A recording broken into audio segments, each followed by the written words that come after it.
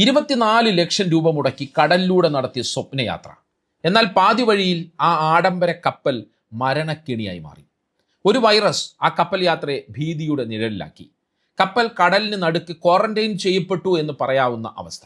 ഈ വൈറസ് ബാധയ്ക്ക് പിന്നിൽ എന്തെങ്കിലും ഗൂഢാലോചനയുണ്ടോ എന്ന് പോലും ചർച്ച നടക്കുകയാണ്. അമേരിക്കയിലെ ഇടക്കാല തെരഞ്ഞെടുപ്പുമായി വരെ ഈ വൈറസ് ബാധയെ ചിലർ ബന്ധപ്പെടുത്തുന്നുണ്ട്. ഇറാൻ അമേരിക്ക സംഘർഷം, തെരഞ്ഞെടുപ്പ് വാർത്തകൾ, ഈ വാർത്താ കോലാഹലങ്ങൾക്കിടയിൽ ഞാൻ ഈ പറഞ്ഞ വാർത്ത ആരുടെയെങ്കിലും ശ്രദ്ധയിലെത്തിയിരുന്നോ എന്നുള്ള കാര്യം സംശയമാണ്. വേണ്ടത്ര ഗൗരവത്തോടെ ഈ വാർത്തയെ നമ്മൾ സമീപിച്ചിരുന്നോ എന്നുള്ള കാര്യം സംശയമാണ്. MV ഹോണ്ടിയസ് എന്ന കപ്പലിനെ കടലിൽ ഒറ്റപ്പെടുത്തിയത് ഹാൻഡ വൈറസ് ബാധയാണ്.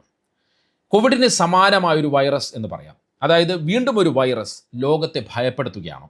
MV ഹോണ്ടിയസ് എന്ന കപ്പലിൽ സംഭവിച്ച 3 മരണങ്ങളും ഭീതിപ്പെടുത്തുന്ന വൈറസ് ബാധയും നമുക്ക് നൽകുന്ന മുന്നറിയിപ്പ് എന്താണ്?